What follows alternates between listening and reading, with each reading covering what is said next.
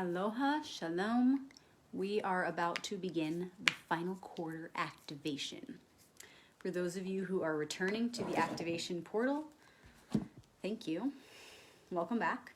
For those of you who are new to these activations, they've been happening every single week for, I don't know, almost 5 years now.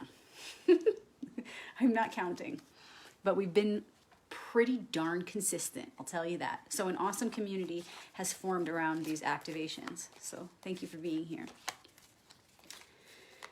The activations don't necessarily have anything to do with the moon other than the fact that we use it as a measurement of time so that we can meet 4 times each month to have some sort of structure. Also, the moon is simply reflecting something that's going on within us and within all things. As in one, so in all. Everything is a reflection of the one. So right now, being that we're at the final quarter moon, it's telling us that we're in between the full moon, which was last week, and the new moon, which is next week. So we're sandwiched by the full moon and the new moon.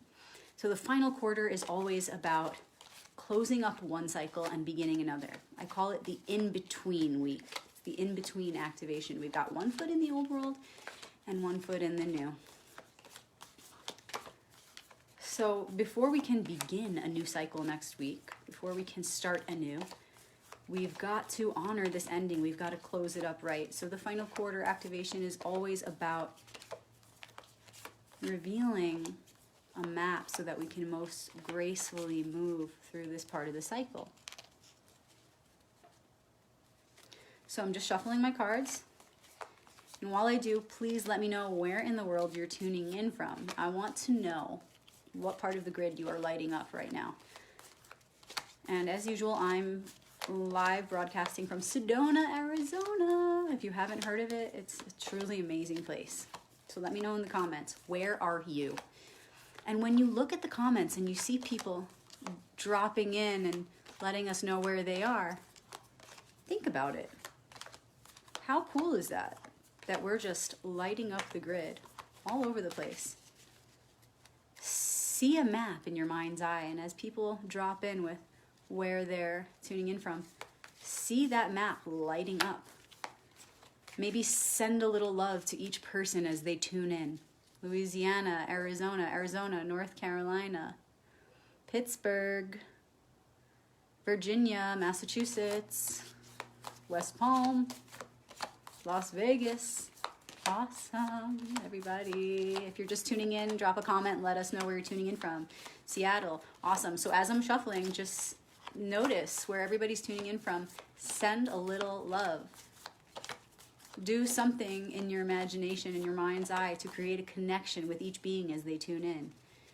Canada, New Zealand, Indiana, Ireland, Florida. So notice, brothers and sisters from all around the world will tune into these activations every week, and we hope you'll join us again and again and again as we continue these activations. Florida, Missouri. Awesome. And remember that these cards are not just tarot cards. Remember what tarot means. Royal path. Tarot means royal path. And they are just different perspectives on the path of life. You can see it as they are one mind, one consciousness, and it is the different parts of that mind. Your mind, our mind, our collective mind. So this reading isn't for any one individual in particular. It's for the collective. It will apply to you because we are one and we're all experiencing the same incoming energies. However, we're all experiencing them differently. So don't be surprised if this reading feels like it was tailor fit for you. Just know that we're all in it together. We're all feeling it. And we're experiencing this on an individual level, yes, but we are more importantly experiencing it on a collective level. Netherlands, beautiful. Awesome. So good to see you guys. Okay. So these are just different parts of the self. These are just different parts of our own mind speaking to us, different parts of our own psyche speaking to us. Now that those are shuffled, I'm going to go ahead and take out my Hebrew cards. For those of you who haven't seen them before, they look like this. They look like this. Pennsylvania, Portugal. Sweet.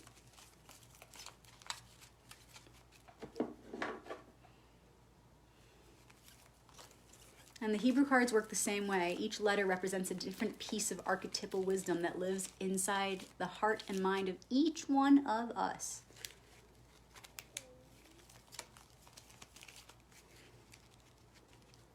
All right, beginning with the tarot. And I just want to say thank you in advance to the archetypes, these symbols, faces of the one, for bringing us this message.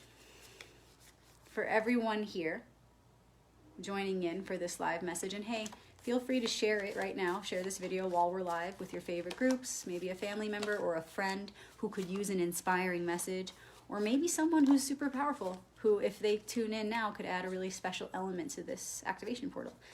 Or you may prefer to wait till the end and share this then. It'll also be, as usual, loaded to YouTube and Instagram, Rebecca Magic, for those who are not on Facebook. So thank you all who are tuning in now and who will tune in the perfect moment, because remember, the wisdom that comes through is timeless. And so yes, we're doing this live right now, but if you're watching the recording, it doesn't matter when you tune into this. Nothing is outside of divine order. You will receive the perfect message at the perfect moment. So thank you for joining. Okay, final quarter week. As we close up this last cycle, oh man, and it feels like it's been a big cycle for a lot of people. It feels like it's been a big new beginning. Like a lot of people have been releasing, letting go of things in a big way. And I'm not just talking about the Gregorian New Year. I'm talking about real life, personal stuff that I've been noticing in my own life and the lives of my friends and those around me. So how can we finish up that process of letting go, releasing things that have been naturally moving out of our lives this past cycle? How can we close up this past cycle? What is the biggest challenge for us this week? Who is the card? Which is the card that represents this week's challenge? And then just stepping into the new moon next week, what is a little hint for us? How can we see the door that we're about to step into? And I'll set these ones down. And I'll pick up my Hebrew cards, and we will pick an ally, a supportive force for the week ahead as we move through this challenge and move toward that door of opportunity that the new moon will bring.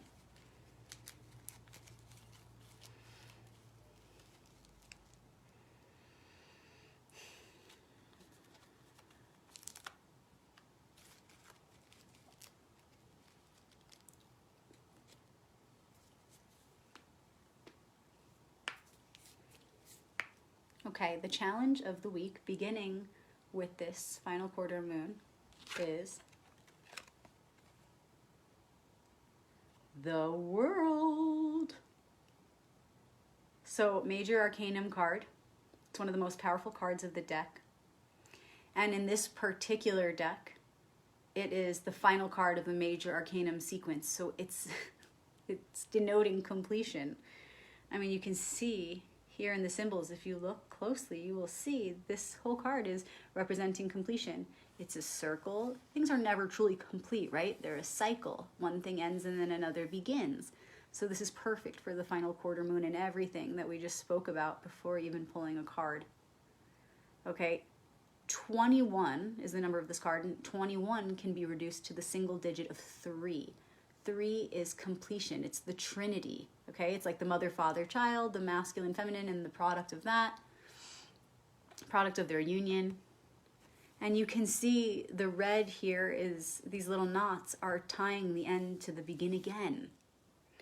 Okay, and then just a fun fact, if you look at card 10, the wheel, and you put it next to card 21, you'll see some striking similarities. These 4 creatures here in the corners are representing the 4 fixed signs of the zodiac, which really represent the whole zodiac wheel. They're just the pillars, the 4 fixed ones that hold it down for the rest of the wheel to do its thing. So really they're representing the whole zodiac and the wheel of time. In the wheel card though, they have wings and they have books. Okay, so the wheel card is about studying, preparing, a lot of new ideas, but still in the astral realm. Here at 21, we arrive at the completion of what we started with the wheel. Okay, so now these same beings who had books and wings on that card are integrated. They're no longer studying, they're no longer with wings, because they have been integrated into the psyche. And those qualities have now been made manifest. Okay, so the challenge is bringing things to completion this week. How can we, through meditating and taking a close look at our lives, really see what is wanting to be complete? And something that's coming through really clear is that it's not necessarily something that's obvious at first. For some people, it may be more obvious. For others, maybe not as obvious. But what I'm seeing is that for a lot of us, it feels like we're in denial about something that wants to be completed. We're in denial about the ending of something. It's like we want the cycle to continue, but what we have to understand is that the cycle always continues. There's no such thing really as an ending. It's illusory. So whatever you're afraid of letting go, try looking at that and asking yourself why. Really tune into your truth beyond the denial and just give it a go. Okay, I'm not saying you have to completely accept the end, which is an illusion, right away, but just consider, what if this were to come to an end? What would the new beginning look like? You might just find peace with finally letting go of something once you realize that there really is no letting go. It's all an illusion. Everything is within you right here, right now. We never walk away from anything that's real, that's eternal, because light is the only thing that lasts forever. So for example, if you're walking away from a relationship or a job or a project that you've been doing for a long time, if there's something in your heart saying, you know it's over, be careful how your ego responds to that, because your ego might be looking at that with fear, saying, oh, I don't want it to be over though. I have attachments, I'm attached to it, and it will come up with all these reasons why it's not time to end it. No, I don't want to let it go. But perhaps if you can bring in that higher self perspective, rise above the ego to the higher self perspective, and remind yourself that nothing ever ends, it only evolves. Perhaps then you'll find the acceptance to be able to release the way that you thought things were going to go. Release the expectation, release the attachment, and allow it to evolve into what it's meant to be. Okay, so this, and I see that Luke wrote something about decay. Exactly. So wintertime, right? I'm experiencing wintertime in this part of the world anyway. And I'm thinking of that very much, death and decay. And I have been experiencing a lot of death around me. I don't know about you guys, but there's been a lot of death. People close to me, or people who are close to people that are close to me. And even with death, it's something that is so hard to let go of, to make peace with. But understand that what you're letting go of is the body, is this lifetime of what you knew that person to be, who you knew that person to be, the experiences you had, the memories you had. But their light goes on forever. Their light goes on forever. And that's never lost. And all the lessons that you learned through that relationship and all the love that you cultivated is light, is truth. It goes on forever. And this is even more obvious with things like, relationships that are ending or jobs that are ending. I think that death is much harder for humans to deal with than the loss of a girlfriend or the loss of a job, right? Death can be one of the hardest things to move through and accept for so many people. But the law is still the same. Letting go is letting go, whether it's of a body, in regard to death, actual physical death of the body, or the death of a relationship, or the death of a job, or the death of a project, or even, get this, even the death of an idea. Because relationships, jobs, even these bodies are crystalline versions, crystalline manifestations of mental concepts. It's true. And we have to come to that level of knowing in order to really be able to access the gift of acceptance and surrender in our lives. If we really want to reach a place of sustainable surrender and acceptance, really cultivating the light of those virtues in a sustainable way, then we have to rise to that level of consciousness to know that all things are concepts or crystallized concepts. They won't go on forever. We have to accept all endings, especially when you feel in your gut, when you feel in your heart that it's over. Then you want to tell yourself, what does over really mean? So this week would be a really good time, starting right now, to redefine or look at your definition first. Just look at your definition first, because a lot of us aren't even aware that we have these definitions or programs. Look at your definition of ending, death. Over, it's over. What do those things mean? What does it trigger for you? What does it bring up in your mind? What does it bring up in your body? Maybe anger, maybe sorrow. Maybe upon deeper consideration and reflection, you will realize that, wow, maybe I experienced death at a really young age and it was traumatic. Maybe I experienced a really horrific ending of a cycle in a past life. Or maybe when I was a kid, I, left a lot of loose endings. Maybe like I had a best friend that, we just stopped talking out of nowhere in the sixth grade. And wow, we never tied that up. And I realized maybe there's some hurt in there. Who knows where it's coming from? But I encourage you to really look at what your definition is of an ending or death. And then look at all of the endings and deaths that you've experienced in the past, as far back as you can go. And use all of those memories as material to study yourself and your responses and your understanding of your belief of what endings are, what death is, what letting go requires. Be honest with yourself. See how you've handled those situations in the past. And then, when you're ready, come back to the ultimate, universal truth that death is not real. Endings lead only to new beginnings. Remember, it's a cycle, it's a circle, it's never ending. Once you end the sequence of the tarot, you begin again. Get this, when you put the letters, and this is also on the wheel card, T-A-R-O, when you put those letters in a circle like that, you can actually note, I wish I had the card out right now to show you, and especially because it's reversed on the camera, but I'll just create a picture for your imagination. If you take the letters T-A-R-O, and at the end, there's a silent T, right? T-A-R-O-T is how tarot is spelled. It's just showing the continuation of the story. It's a circle. And if you reconfigure those letters, T-A-R-O, you also get rota, R-O-T-A, which means rotate. It's a spinning wheel. Orat is to tell, oration, right? Orator.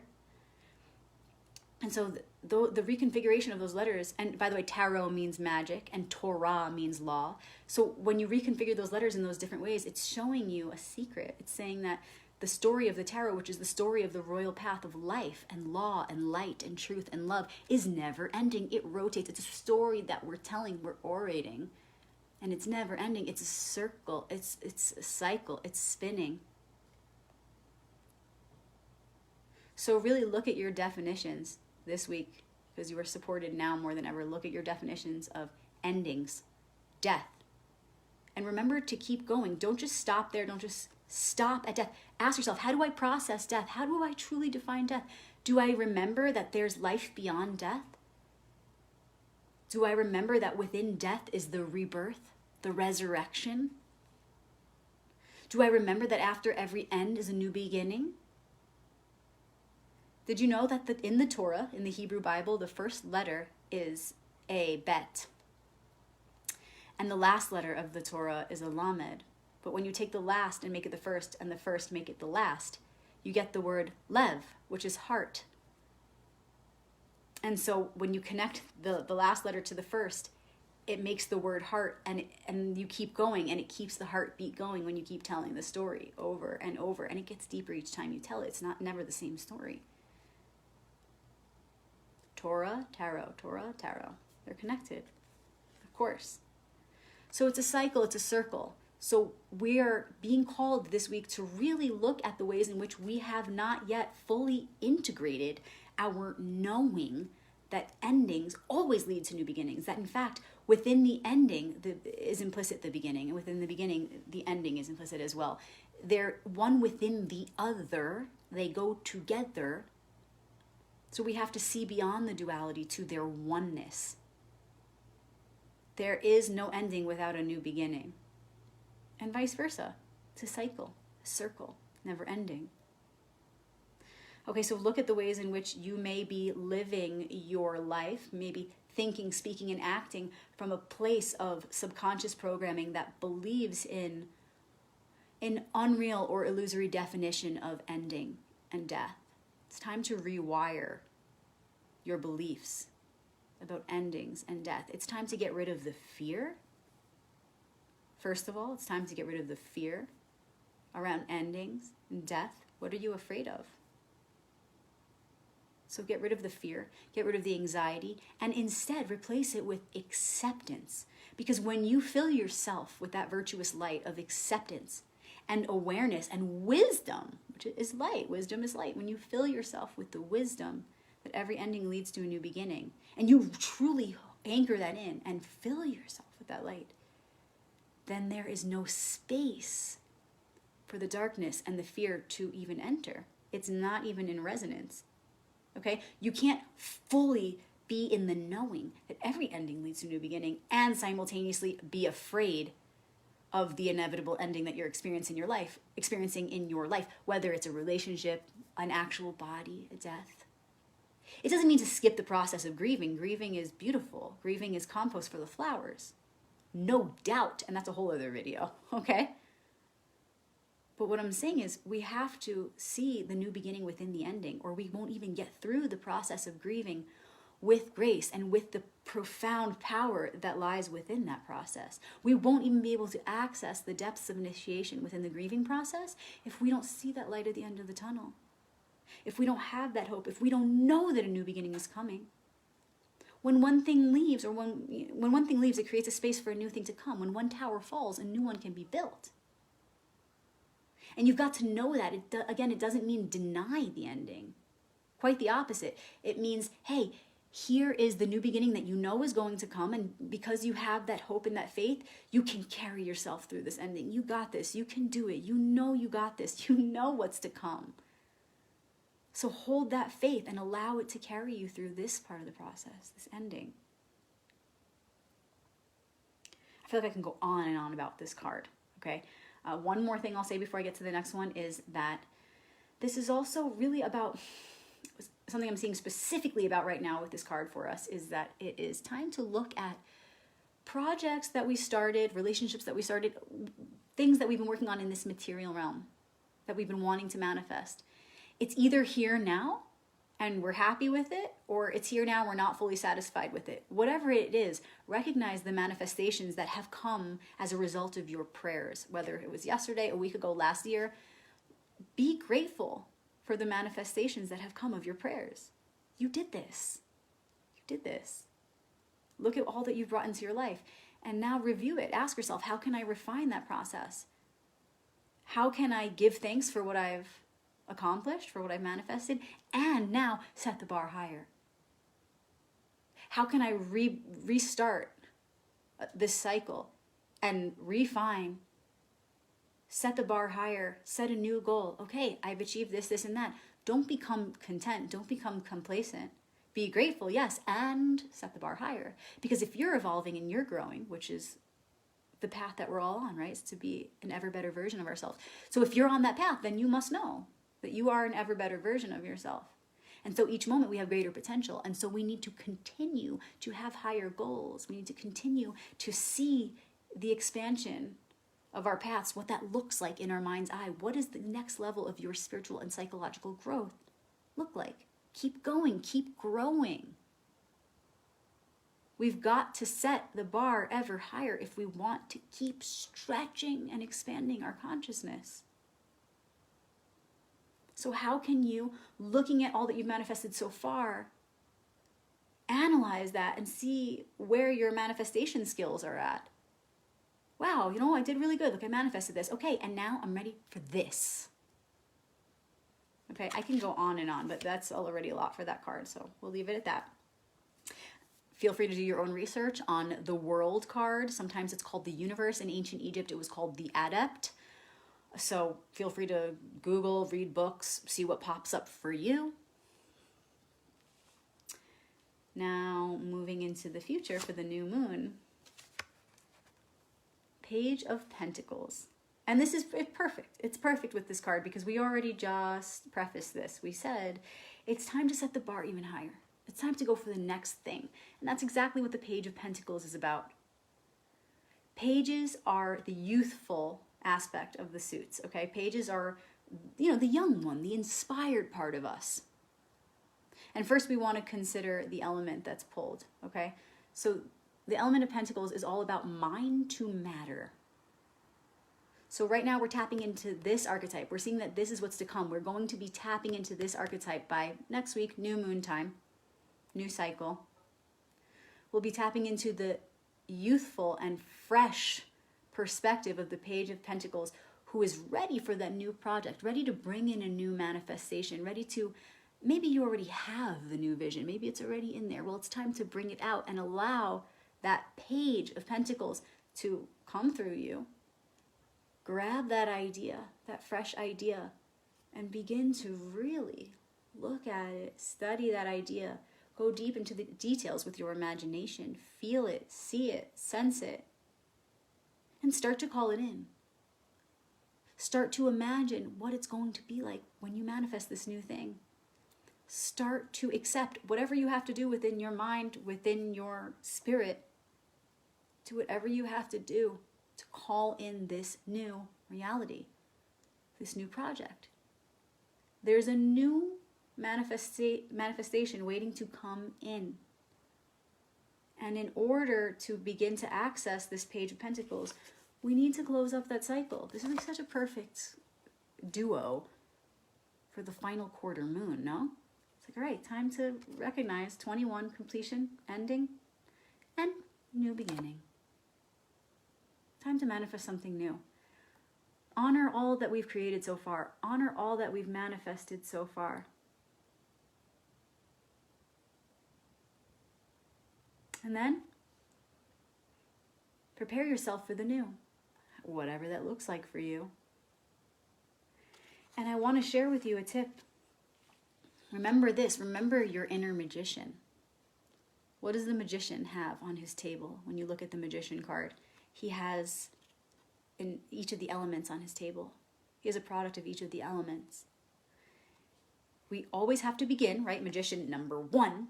We always have to begin our pursuits by tuning into the elements first. If you don't make the elementals and the worlds of the elements the foundation of your magical practices, you're already complicating it for yourself. Everything is made up of the elements, including all of these archetypal perspectives. They can all be categorized by the elements. So using the elements is a shortcut to making magic happen. That's why the magician has the elements on his table. And we all have him within us, whether we're a man or woman.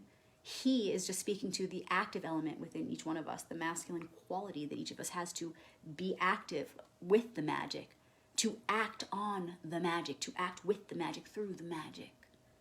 He takes action. Okay, so remember, as you begin to move toward the new moon to manifest something new, how can you simplify your process? By remembering to do the first step. Don't cut corners. First step, call upon the elements. And it's very simple. It's not some complicated witchy process where you need to access herbal potions or, call upon an expensive, psychic worker to help you with this. No, it's the elements. You are one with them. You're made of it. All things are. So what that would look like, for example, is let's say I want to manifest a house, right? A lot of people want to manifest even a place to live. I'm not saying you have to buy it, like manifesting a place to live, okay? Period. That's very ambiguous, right? So we can probably all relate in some way because we all need somewhere to be and make home. Let's say you're trying to manifest that home space. Call upon the elements right away. You know what? Earth, air, water, fire, I'm asking you to, and you can see in your mind's eye like the elements swirling together. Use your imagination. That's why children are so good at this. So easy for them. Remembering all things are made of the elements, we call upon the elements first. first. Okay, I call upon you, tools that make up everything in this reality. I call upon you to manifest this perfect home for me. And when you do that, know how powerful just that one statement is. Elements, I call upon you to bring this to me. Do you know how powerful that is? Just asking that.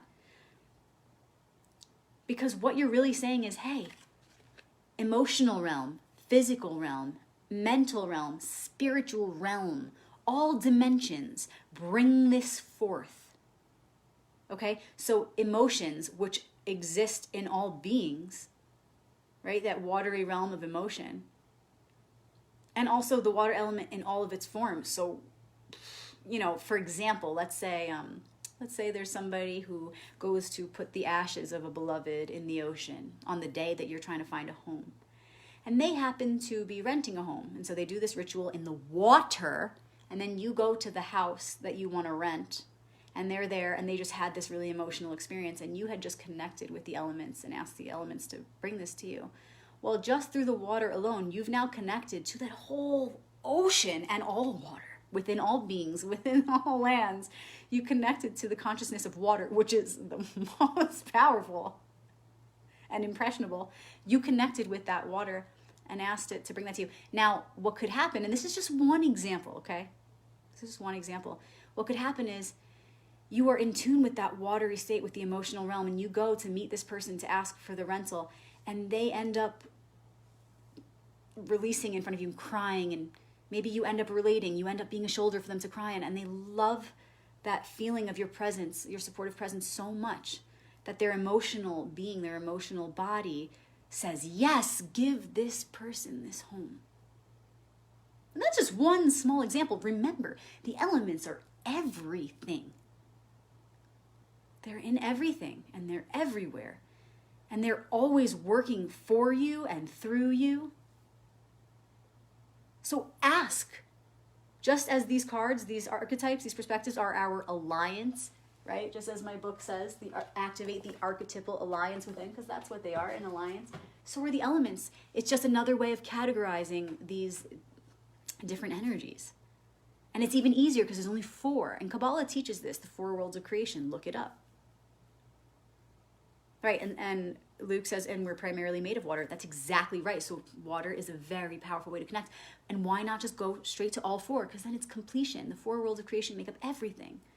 So don't forget, as you're moving toward the new moon next week and beginning to manifest a new project, make it easier for yourself. Don't forget to ask for assistance from the elements, which are all things. Whatever you're trying to manifest is going to be made manifest because of those elements,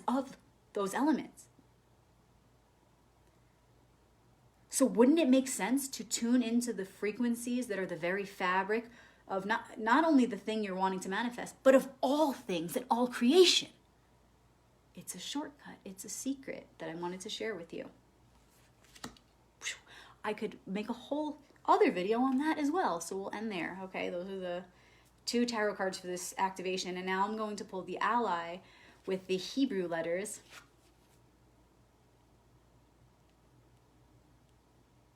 You know I'm about to say something fun. So this is the Mem. It's a 13th letter of the Hebrew alphabet, and it is, oh my God, wow, I'm seeing so many things. The Mem is the letter that represents the water element. The Mem is the mom. It's the mother. It's the holy water, the water of life. Do I really need to say more? The ally is the water, is the Mem. And something that I'm seeing also with this mother connection is that, remember, water is feminine. Water is receptive. And so look at that as well. It's the allies giving us a little secret, saying go even deeper with what Rebecca just shared about the elemental practice, calling upon the elements in your magical practice. What are their masculine and feminine qualities? How can you tune into that and begin to embody or connect with, or both, right? Embody and connect with the elements through understanding that they are masculine or feminine. For example, I gave the example of going to find a home rental and the person, confides in you, cries, right? When you be that mother, when you allow that mother element to come through, and this is for every man and woman, we all have it, when you allow that more receptive, feminine, motherly, compassionate energy to take you over, to fill you up, then you become that space for the other. And so when you become like water, it's a very healing and receptive presence, and that brings blessings. And so that can help you to manifest whatever it is you're wanting to manifest. So just some inspiration. Okay, but I want to get more specific with how this is the ally of the week.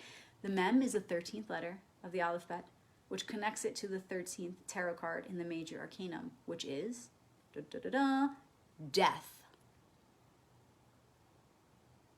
which is rebirth. And so we spoke about death a whole lot at the beginning of this activation. I said it's time to look at your definition of death, look at your definition of endings, and see the rebirth, see the new beginning within that. And the death card in the tarot, which is called the Reaper in ancient Egypt, is also called transformation and rebirth. When you look at the tarot and you want to decode it, really when you look at anything and you want to decode it, because tarot is royal path, is life. So when you look at anything and you want to decode it, you look at its opposite to understand the card from a more whole perspective. So when you look at the death card, card 13, for example, you want to see through the death to new life, to rebirth. So Mem is all about death and rebirth.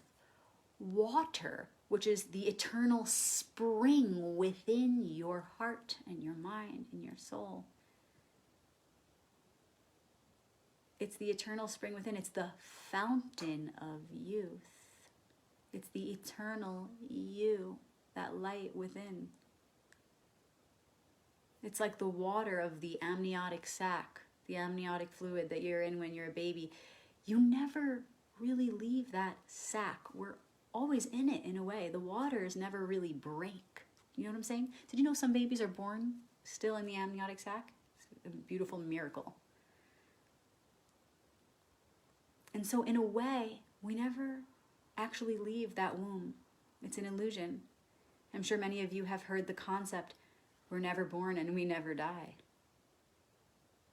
You're an eternal soul. And so the breaking of those waters is an illusion.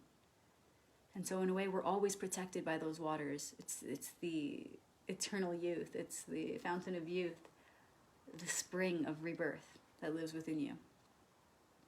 Okay, another connection, 13, when you reduce it to a single digit, makes 4, which is a form. 4 is all about structure. Think about it. 4 legs to a table creates that foundation, that solid foundation. 4 is structure, a pattern, a form. Okay, so in occult symbolism, you'll often see a circle within a square, like the brooch on the Justice card in the Rider-Waite Tarot, for one example. Okay, you'll also see the symbolism in a lot of versions of the Emperor card in the tarot. What that's representing is the circle of spirit within the square of structure. That square protects the circle of life. It gives it a structure to come in and do its thing. The circle is the feminine. The square is the masculine. The square is the pattern or paternal father. So within 13, death is hidden the 4. Form, a new form. You die to be reborn into a new form. And I'm going to take it to another level now, okay? 21. In ancient Egypt, there's a 22. And I have a class on this card. Reach out to me if you want it.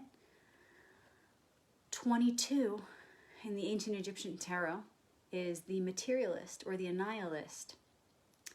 And when you reduce 22 to a single digit, you get 4.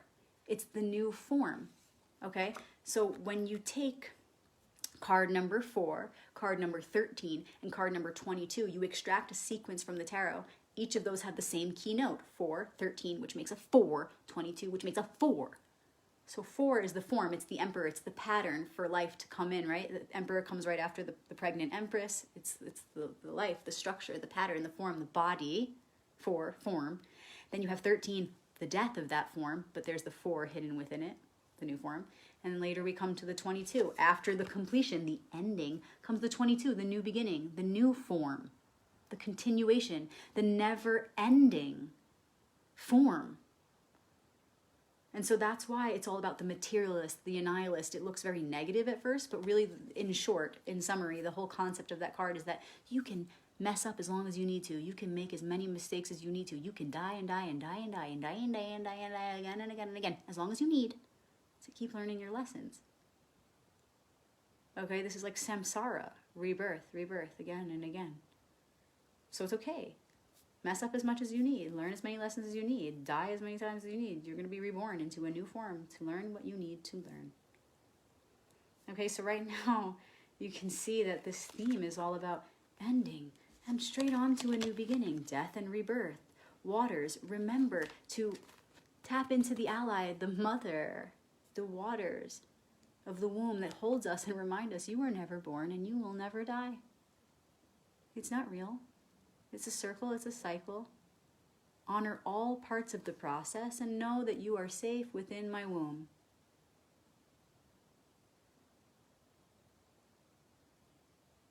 That's what the mother says. That's what the mem, ima, in Hebrew, ima is the Hebrew word for mother. Mem, mom. Tune into that part that is within you. It's within each one of us. It's where we come from. It's where we truly rest for eternity, is within the womb of the cosmic mother. So when you feel afraid to step out of an ending into a new beginning, when you need to remember that you were never born and you will never die, when you need to remember the ultimate truth so that you can move through the discomfort and the grief that often comes with endings. Tune into the mother. Remember, you are a child in her eternal womb. You are safe, you are protected, and your light goes on forever. You have nothing to fear. So open up, find that inspiration to keep going. Everything is mine to matter. What's your next pursuit? Do what you need to do to close up this last cycle, to really prepare for the new, so that you can be fully present for what is on its way.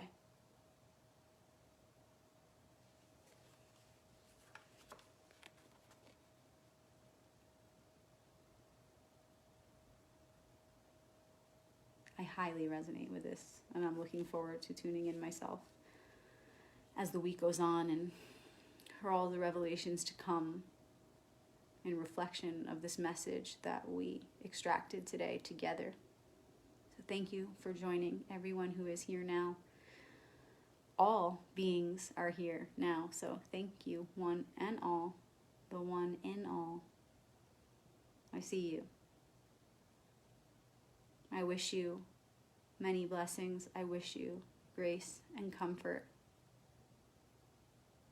My wish for you is that you will be able to gracefully tune into the remembrance that you are held and you are safe through all parts of the cycle.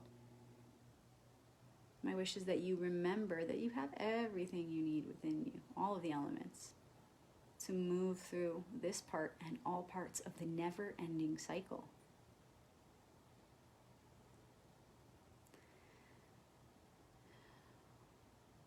Next week is the new moon. Tune into that new inspiration. Don't cut corners. Do the work you have to do to close up this cycle. I know you can do it and you will do it. And I'm excited for you, for all that is to come in the very, very near future. And if you wish to go deeper with the archetypes and understand how to activate them within your own consciousness, my books are available. I'm happy to sign and send. I do have some new surprise bookmarks that I'm including. And they're lots of fun, very different from the original ones I was doing. I stopped it for a while, but they're back. So Royal Path 1 is about the major arcanum archetypes. Royal Path 2 is about the minor arcanum archetypes and the elemental suits. You don't even need a deck to be able to use them. You can actually use them as a deck, and you could flip to any page, and it works like the tarot. They're really just touching places of your mind. And we have all these archetypes within, so you don't actually need a deck to do them. And you can really use any deck with them. My books teach you to go beyond a deck of cards to understand that these cards were fashioned upon a science that's written in our DNA. These symbols and these allies, these perspectives are within your heart and your mind. So if you want to tune in, my books are an awesome guide. I also do one-on-one sessions. If you want to book with me wherever you are in the world, I do video chat. I've got pretty much every platform. So please reach out. If you have any questions, feel free to send me a private message. Don't forget that I'm on Instagram and YouTube as well. So subscribe, follow Rebecca Magic. Please feel free to share with your family and friends who could really use this message. And maybe they want to join us next week. Maybe they want to even join us the week after that. So much goodness on the way, so many new things on the way, and not just for me, I can feel it for everybody. This activation clearly confirmed that, so many blessings in all of your creative endeavors. I look forward to seeing what you birth in the near future. So I'll see you for the new moon.